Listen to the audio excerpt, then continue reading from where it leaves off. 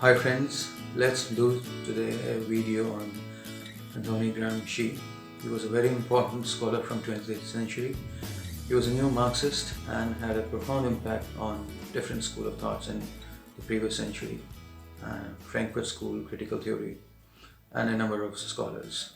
So let's begin right away. Let's begin our studies on Gramsci. Now Gramsci is called a neo-Marxist. Now, what does that mean, a neo-Marxist? It means that someone who talks of Marxism but yet is different from that, whose way of looking at things is inspired by Marxism, but still he has his own distinctive approach. So it becomes important for us to figure out that to what extent Gramsci is similar or close to Marx. So let's begin our discussion. Now, let's remove Gramsci for a second and then think about these two people, Durkheim, Marx. Now, Marx talks about conflict. He's often been talking about conflict, where he says that every society consists of two groups of people, where one group dominates the other, oppresses the other, and there's a conflict. And Durkheim, on the other hand, he's more fond of talking about solidarity. He would discuss collective consents and things like those which reflect his views on the society, as if society is something which needs to have and which does have a sense of a sense of harmony prevailing in it. Similar things were talked about Telkot Parson when he talks about social system, and then he talks about political system, and in his agile theory, if you remember, in his agile theory, Telkot Parson says that political structure is indeed doing a splendid role, and in political structure it helps in determining the collective goal. So the task of collective goal attainment is being performed by political structure. So the one thing which we see here is, if you notice here, is that both Parson and Durkheim, who are functionalists, they have a positive outlook to the society, and they give they give a positive appreciation to political structure. But that's not the case with Marx, and Marx is heavily biased against the positive roles played by these things, and he would rather draw his attention to the presence of conflict. And thus, now when we talk about Gramsci, now Gramsci is also talking about conflict in the society. Gramsci is also very much unhappy with the ruling disposition, with the establishment. He also wants change in the status. So he's not a status quoist, as people consider Durkheim and Parson to be. So Gramsci wants a change, Marx wants a change. In this respect, they both are same. They both see conflict in the society. In this respect, they are same.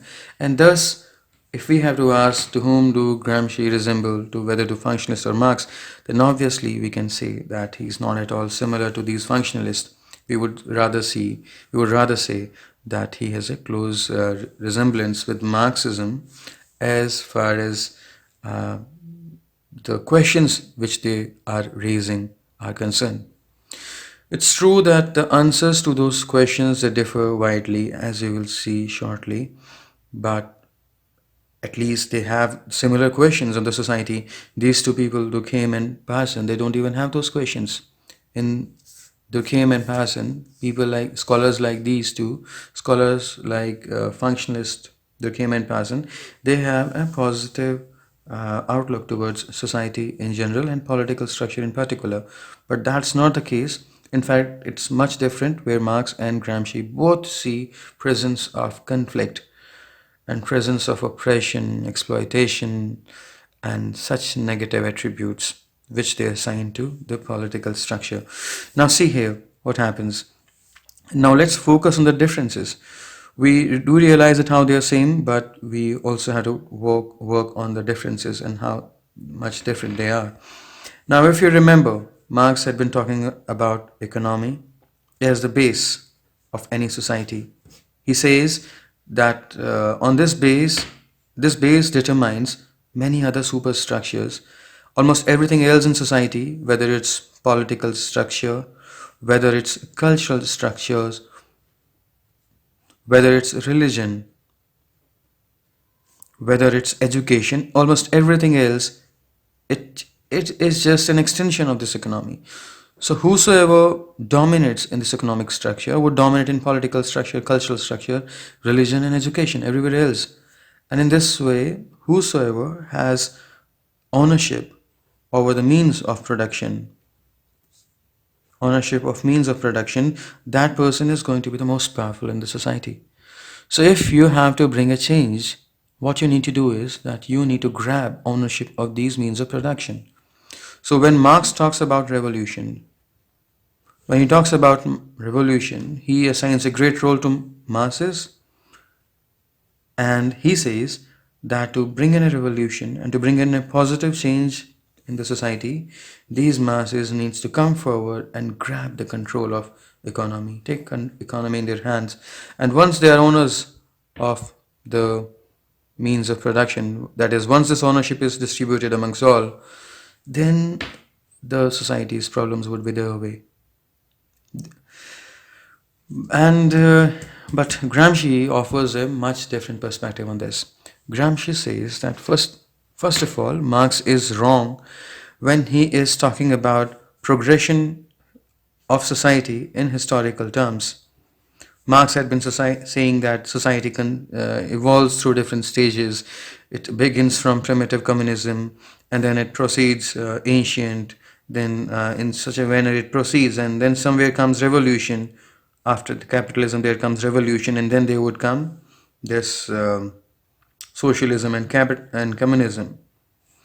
So the one difference between to begin with, the difference between Gramsci and Marx is that Gramsci says that this historical, I'm not much fond of this historical analysis which you have produced, and Gramsci does not agree to this historical progression. Secondly, he differs when he says that revolution is not something which will occur by its own, but you have to bring in revolution. And how do you bring in revolution? You cannot completely rely on the strength of the masses.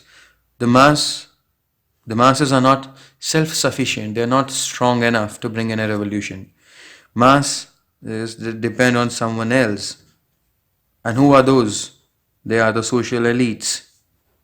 When these elites, who belong to different groups like the intelligentsia, the intellectuals, educated class, those people who have a close affinity with the cultural aspects and who are determining what is right, what is wrong in the society, if they can come forward and tell the masses, then only a revolution is possible.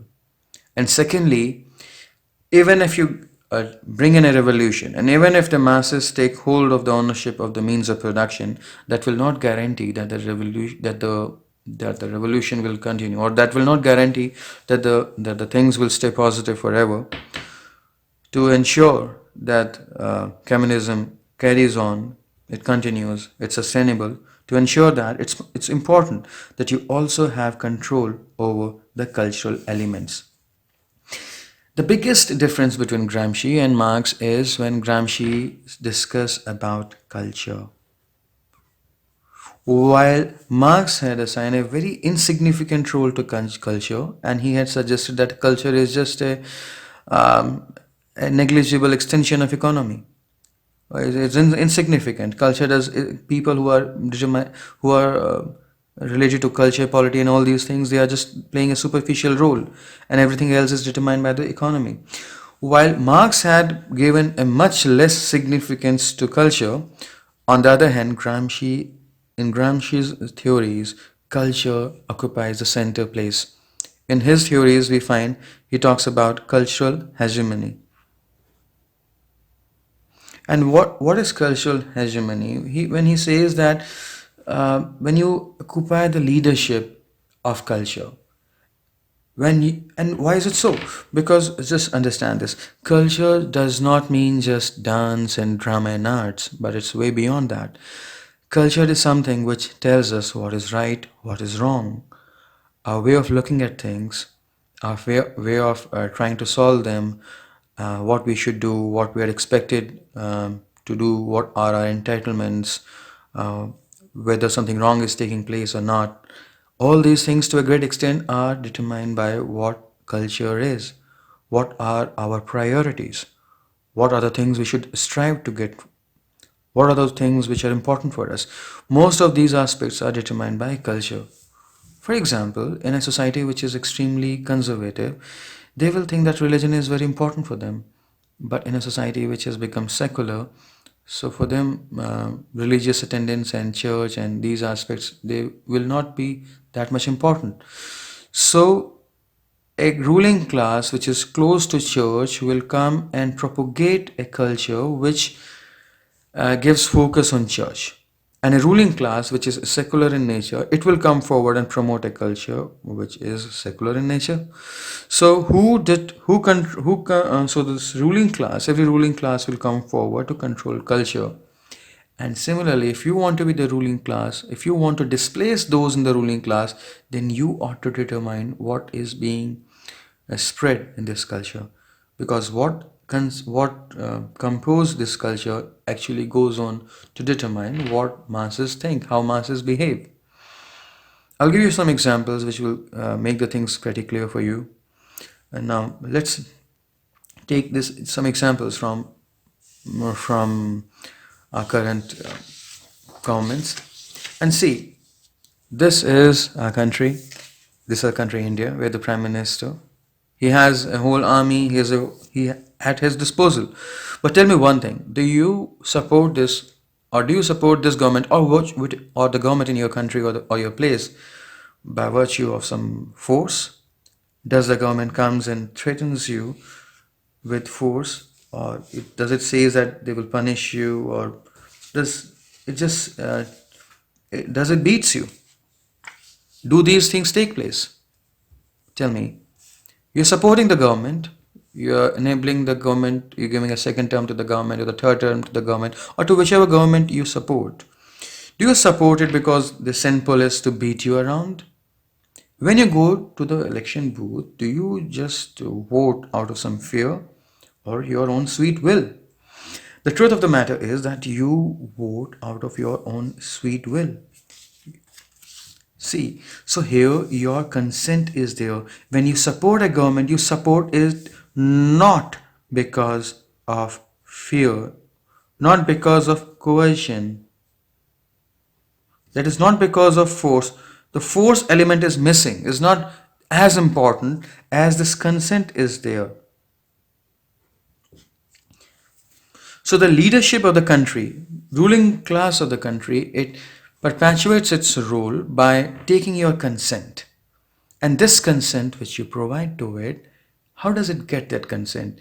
It brings up some mediators, maybe some educated class, maybe some intellectuals, maybe some artists, singers, movie makers, actors, theater artists, whatnot. So these kind of people, they come and sit in the control and then they guide you, then they control your mind indirectly, and without even your knowledge, you start supporting them.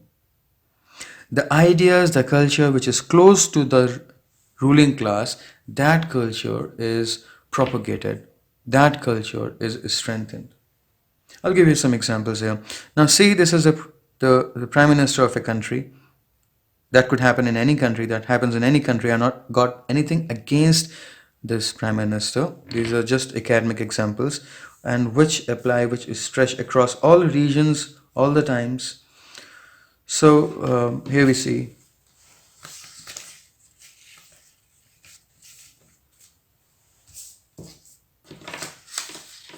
So we see that movies are being made. Yeah, there was a movie, Narendra Modi. The title of the movie was Narendra Modi itself, and the movie glorifies the working prime minister. So we see that how the ruling class is having a control over the cinemas, not directly, not by force, but they have a sphere of influence. And once they have it, then they are able to reach your mind and influence your mind. Similarly, we see here media. When we see media, we see in media that how the prime minister he's giving interview to one of his favorite news persons who was often said to be biased in his favor. And similarly, here we see movies which are being made which glorify the Prime Minister, and we also see movies which are being made which show the previous government in the negative role. This is the accidental Prime Minister, which kind of ridicules the previous Prime Minister, who happened to belong from the opposition government, and it glorifies the present government. While we see this is quite visible, this form of glorification through cinema is quite visible, but sometimes it's also indirect. To the present government, values related to nationalism, patriotism, they are quite close. So they are quite close to values such as nationalism and patriotism. And that is why we also see that movies are being made which highlight India going as on offensive strikes against Pakistan, to revenge the deaths of the terror strikes which were supported by Pakistan, which were planned by Pakistan.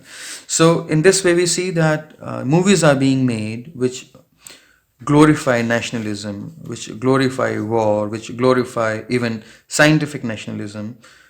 And then we see, as we see that the present government is quite, this is one of the pick of Prime Minister, we see that the present government is also donning the army uniform here.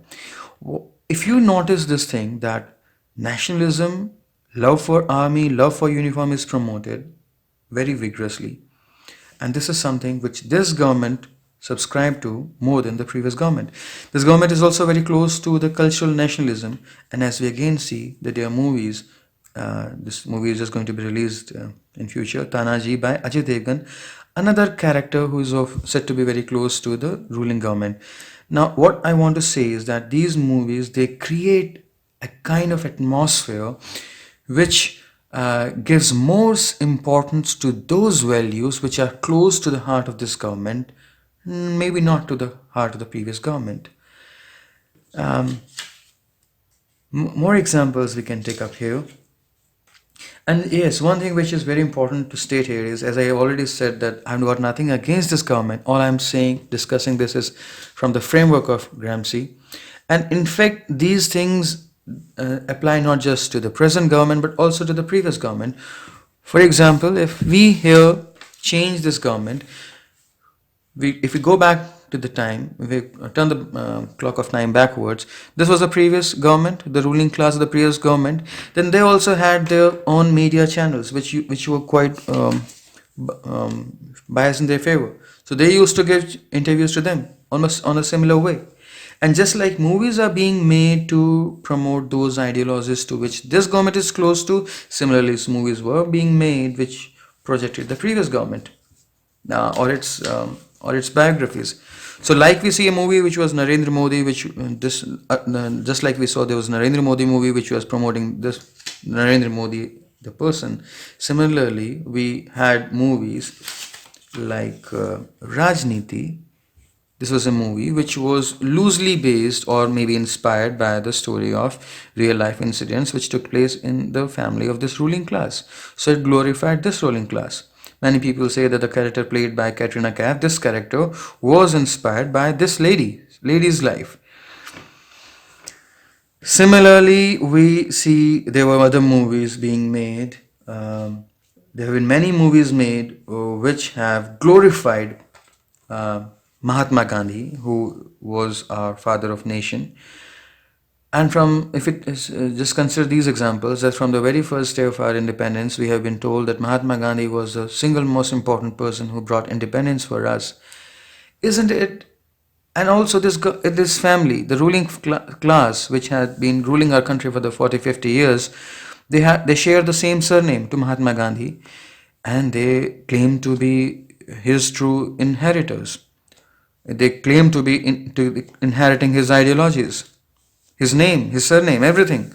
So in this way, they were benefited out of it, and that is why they promoted an atmosphere which promoted Mahatma Gandhi and his ideologies so that they could be benefited. How they were able to promote those ideologies? By having a very important control, or I would say a very important say in the movies industries, directly or indirectly. Now this was the kind of movies which were made earlier. This movie which movies like Munna Bhai MBBS, which brought back the memories of Mahatma Gandhi and shows and how much relevant he was even in the present times. Just to give another twist here, see, this is a movie which was made during the time of the this was a movie which was made during the times of BJP government, which kind of showed Mahatma Gandhi in a little negative light, as if he was responsible for the death of the protagonist Bhagat Singh. And so this movie was being made during the rule of BJP. This movie was made during the role of Congress government. And as I say, these movies are what they're doing is that they are doing a very significant role, playing a very significant role in promoting a particular kind of ideologies which support their respective governments. So the ruling class, it acts almost a similar way, whether it's present or the past, whether it's the Congress or the BJP, or whether it's India or outside India, whether it's Indian or whichever country it is.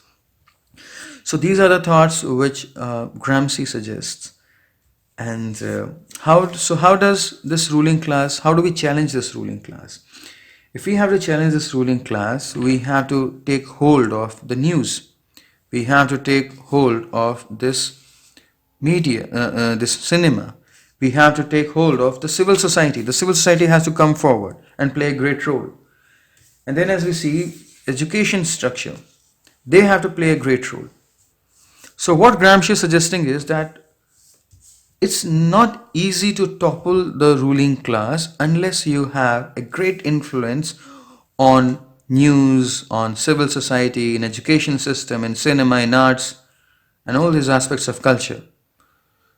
So this is how, when he differs from Marx, that the workers will not be able to continue their rule unless they have a hegemony over this place. So whether it's the government or it's the workers, if whosoever wants to get the power, he has to establish his hegemony over the culture. And that is why cultural hegemony is very important. Now, one example which we can quote from the history and which has been suggested by very famous Indian historian Bipin Chandra, and that is very famous, and let's see that what it is. Bipin Chandra is one of the famous historians, and he said that India's freedom struggle is one of the best examples where we see Gramsci's theories coming into action. How is it so? See, when Britishers came to colonies like India, they started getting hold of the the natives by establishing their cultural hegemony. And when the Indian freedom movement it began, initially different social groups, almost all social groups, they believed a myth which was propagated by the colonial rulers that their rule was beneficial to the Indian masses. So Indian masses were not ruled only on the basis of force. They were not ruled only on the basis of army, but they were ruled on the basis of their own consent. Consent was derived. This consent was derived because Britishers had established their cultural hegemony. There was white supremacy which the natives believed in. Natives believed that the colonial rule would bring better days for them. It will help them get rid of maybe social labels like sati. But as the time progressed and as the freedom movement progressed, slowly and slowly the freedom fighters and the leaders like Mahatma Gandhi, they demolished those myths propagated by the colonialists. And from the colonialists, one by one, the groups which were subscribing their affinity to the colonialists, they started moving and drifting towards the Indian rule. First peasants started, tribals started, middle class, then later it was joined by middle class, then students, even capitalists, And then even army, later on, even when the army realized that this culture is better than this one, when they started believing in the ideologies propagated by Gandhi and the Gandhian movement, then Britishers had no option but to leave the country. So we saw how uh, the Britishers, they wanted English, but Mahatma Gandhi and his company, he promoted Hindi and other regional languages like Gujarati and all, while the Britishers wanted drinks, wine, alcohol. Gandhi and his brigade, they publicly they rejected this alcohol, and not only that, they also started burning the foreign clothes and Indian attires and Indian dresses like khadi. They were promoted. Charkha became a symbol of Indian culture. Faith was restored amongst the achievements of ancient Indian civilization. Indian leaders, they started establishing schools and colleges. And thus we see that how cultural hegemony was displaced. That is, cultural hegemony changed its hands from Britishers to Indians, and once it did so, then the British Empire also was easily dismantled, and thus the power went in the hands of the natives. So, this is how we see that one of the best examples of the Gramsci's theories coming into action. Now, with this, I'm almost winding up, and here I would provide you some notes which you can use for your references in the future and also for writing down in exams. You can start by writing that Gramsci belongs to Neo-Marxist tradition, which relieves Marxism from its obsession of economic determinism and thus expands the scope of Marxian framework. He brings in the concept of cultural hegemony to demonstrate that how a ruling class can dominate others by having a strong influence over cultural aspects, norms, and values in a society. Next, the ideas which you can must remember is that these are the ways how Gramsci he differs from Marx. So how it differs from Marx, if you were to talk.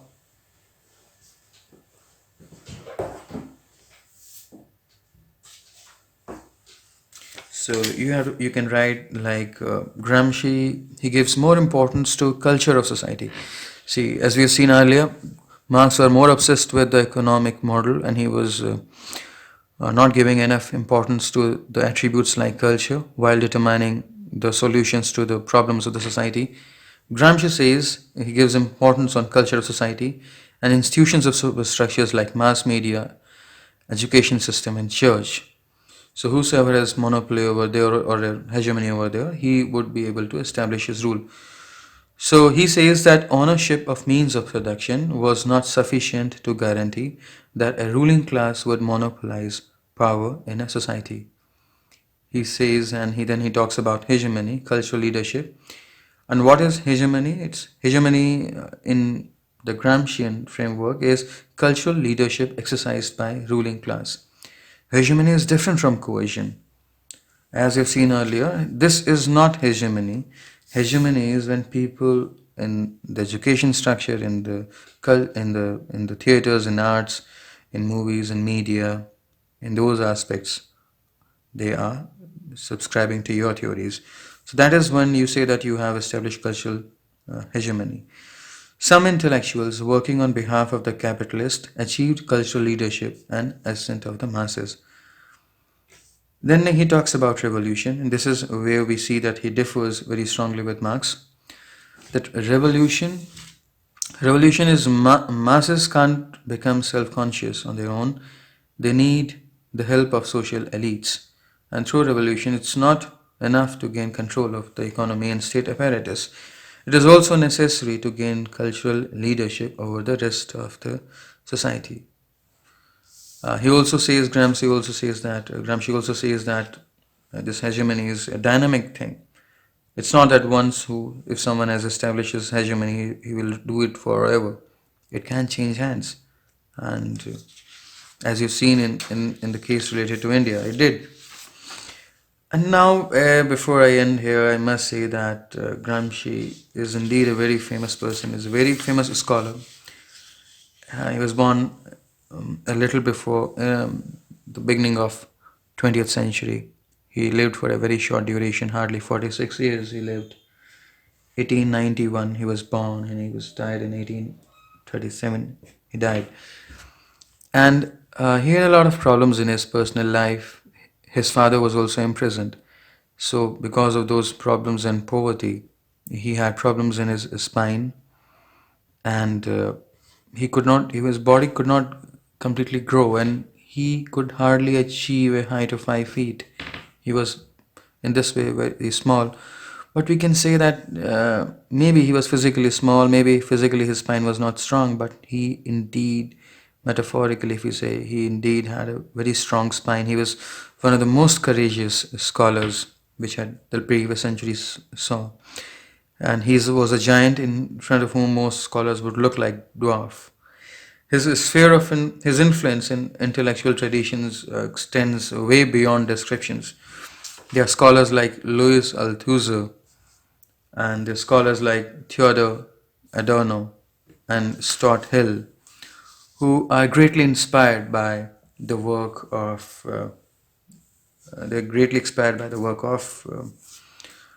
Gramsci.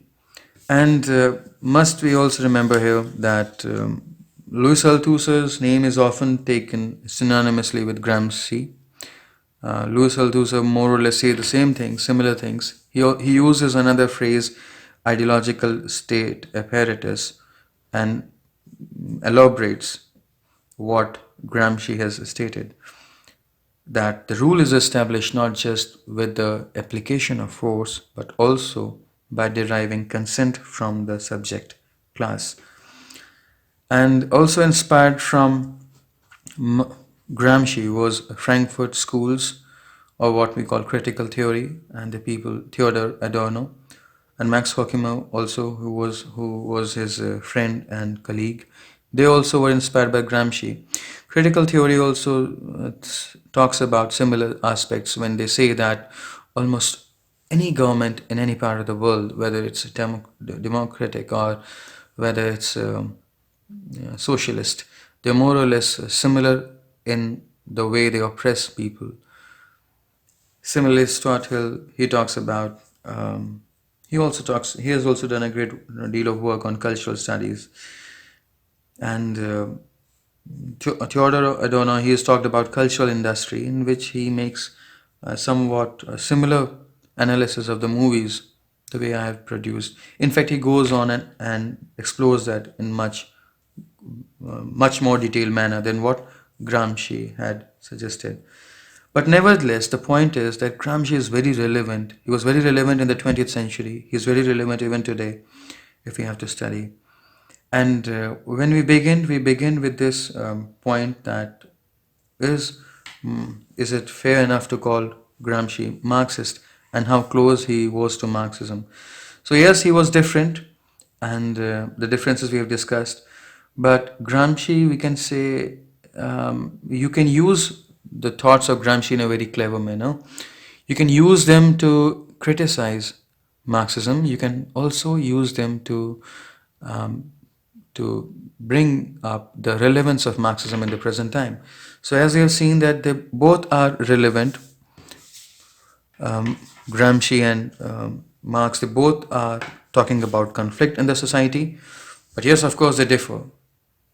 When you have to criticize the Marx model of economic determinism, then you can take help of Gramsci by saying that the cultural model or the cultural hegemony is no less important to understand the social reality and how oppression and subjugation of social groups take place in the contemporary times.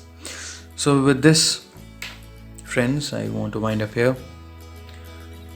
I hope this video was beneficial to you. Please drop in your comments and feedback. Thank you and good luck. This was Prashant Kaushik, and that's all for today.